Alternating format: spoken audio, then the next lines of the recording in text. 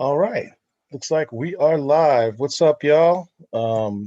Here with Paul's picks for June 15th to June 16th. Listen, I am mad tired. I just got back from vacation with the wife for my birthday. I appreciate all of y'all best wishes for my birthday from the heart. Really appreciate that. So I'm staying up late tonight just to give you these picks, even though I got to get up in the morning and go do my thing. So here's Paul's picks for 2015. I'm going to start out by showing you the biggest hype for the week, which is, of course, Static Season 1, number one. Now, look, if any of y'all have been paying attention to me for any of the last several months, you know I'm a big milestone guy. Been milestone since day one when the previews came out in 1992. Bought up all the milestones that came out back in the day. I'm super ecstatic about the current run coming out, and all of you should be as well. So, Static is coming out. It's the first book. Milestone Returns that came out last week was really much more of a prelude and reprint of what they already introduced last year. So, this is the first real book that's coming out. Um, on it, we've got writer Vita Ayala. We've got several covers for this. You've got the original cover A with Nicholas Draper Ivy. Beautiful artwork.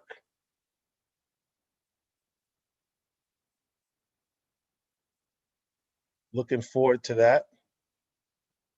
But we've got some other covers too.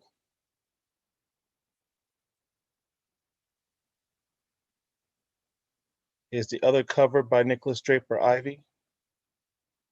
I love that disc that he's flying on. I'm wondering. I mean, in the original Static, he had like a sewer lid and I think a trash can lid at one point.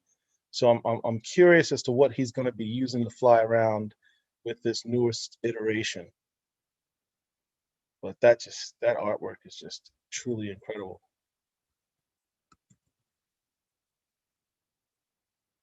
Next up, we got um,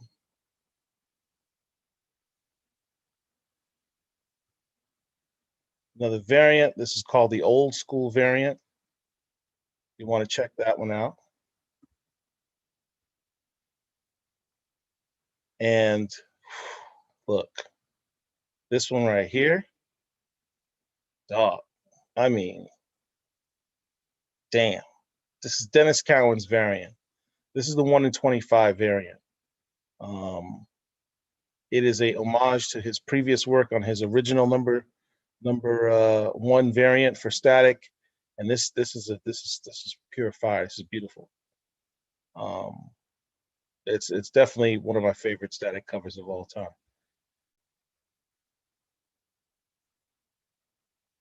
But to bring it up to the new young blood on the scene, guy who I've mentioned on this space many times before, Olivia Copiel. I know I'm ruining your name, brother, but I love this dude's artwork. I mean, I think he is one of the finest cover artists in comics today, period. And this is his cover. This is called the Team Foil variant. I think this might be a 1 in 10 variant, but it's beautiful. That last one is by Olivia Copiel. Very talented brother. So next up, and these are in no particular order, guys. I'm just telling you what my top picks are. We've got Represent number one. This is kind of an anthology series. It's actually reprinting a 7-issue series that had been done, I believe, first digitally by DC. It's not a superhero story in the traditional sense.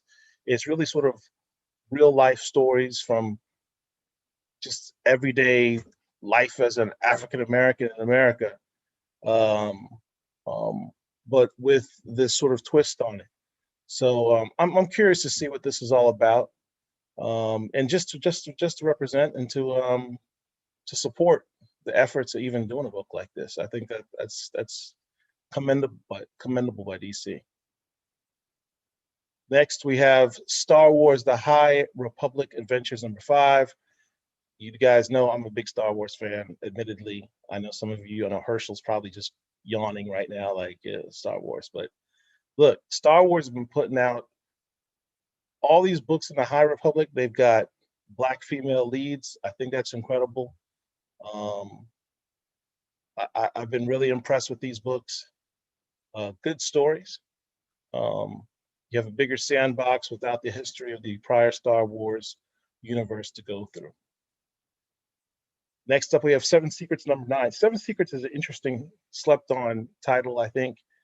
Um, if you're into secret orders and secret societies and martial arts, this is kind of your book. It's a couple covers, but I like this one. This next one, Resonant #10. Now look, admittedly, I don't know anything about this book except my boy Amir from the Ciabatta Boys, paperbacks and soundtracks. He keeps bigging up this book. So shout out to my boy Amir. He recommends this book constantly. I'm gonna check it out and see what's up. Resonant #10. So this one in particular is a Amir recommendation. All right, so Planet Size X-Men #1. This is supposed to be the biggest event of the year for the X-Men. The X-Men books have been consistently pretty good since Jonathan Hickman took over last year with House of X and Planet X. You could go with this. Something big is supposed to happen in this book, so there's that. You could go with the cover A. Pepe Larraz, good artwork, decent.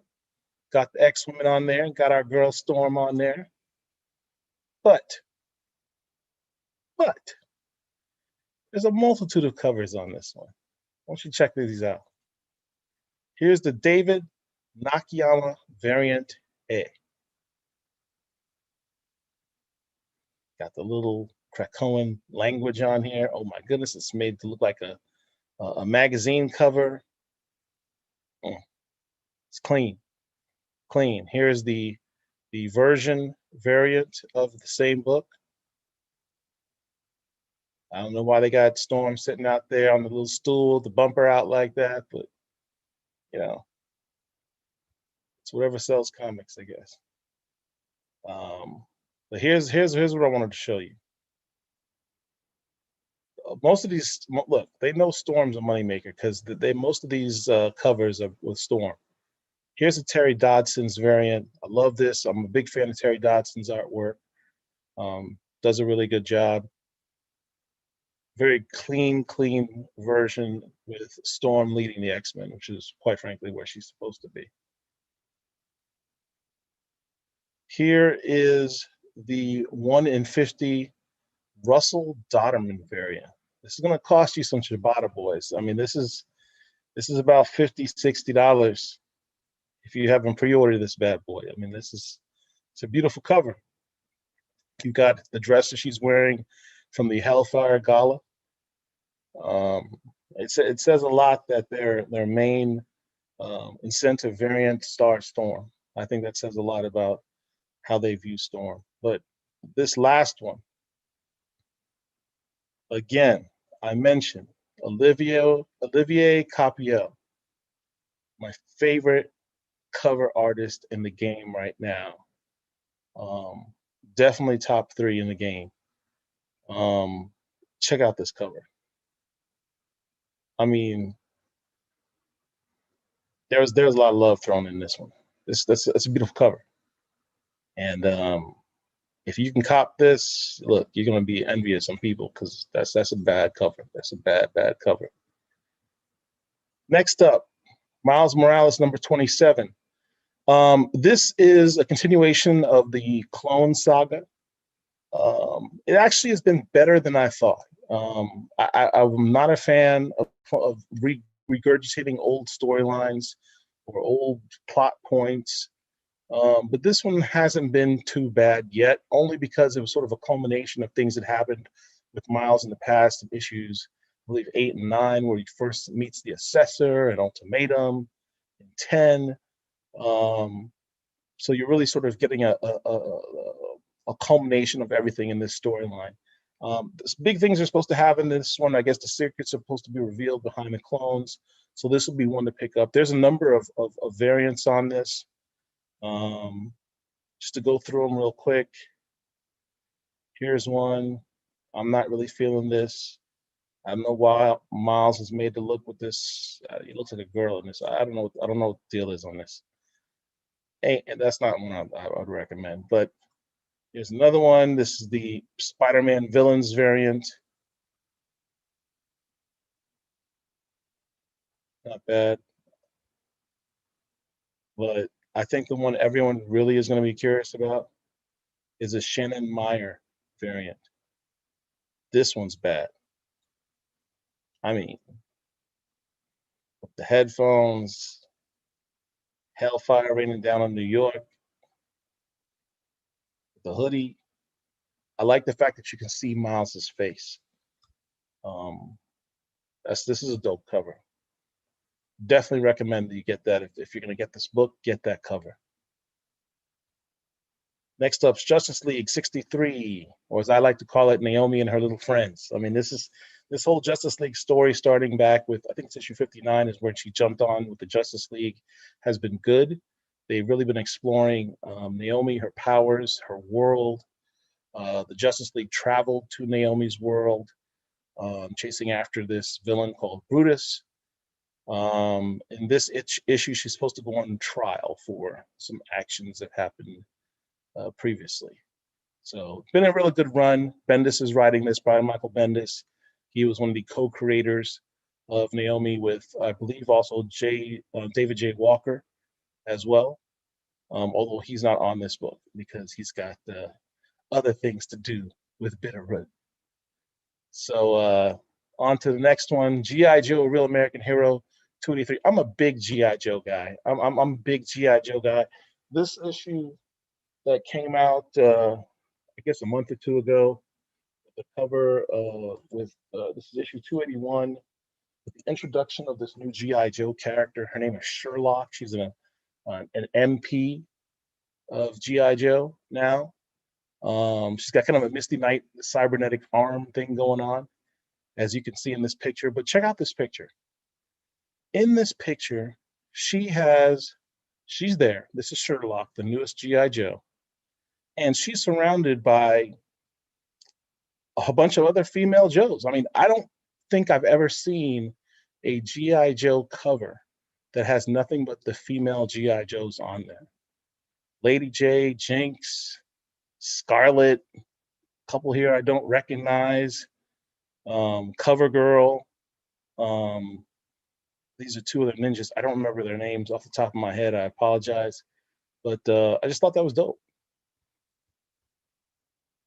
So that's a continuation of that storyline. Storyline's been pretty good. I think there's about 2 more issues of this storyline involving Sherlock. So if you want to read that storyline, you should check that out. Those are my main picks. Okay. Those are the books that I recommend. I think it's my top 10 picks for the week. However, there's some honorable mentions. So let's get to those.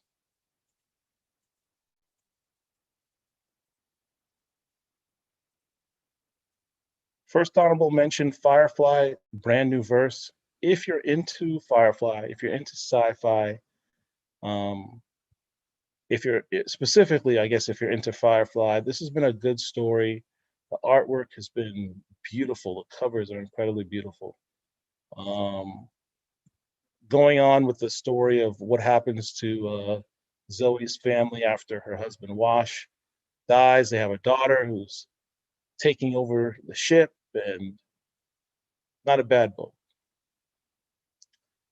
Fantastic Four 33. I only mention this book for my fellow Black Panther fans. Y'all know who you are. Otis, Dario Montez, y'all guys that are my diehard Black Panther guys. Black Panther is supposedly supposed to be in this book involving Dr. Doom is getting married. So Namor and Black Panther are supposed to make an appearance in this book. So if you collect Black Panther and you like to be a completist like I am, where you have to have every appearance Black Panther's in any book, and you're collecting that, you want to just give me a heads up that that's happening. Last book we have is Berserker #3. I only mentioned Berserker on this list of top Black comic picks because, as we learned in issue #2, Berserker's Black. Apparently, his mom's Black, so he gets an honorable mention in this. And quite frankly, Berserker's just been a pretty good book. I mean, it reads very cinematically. So those are Paul's picks for June 15th to June 16th. So I hope you guys can find them, and I hope you guys can read them. Enjoy. Take care.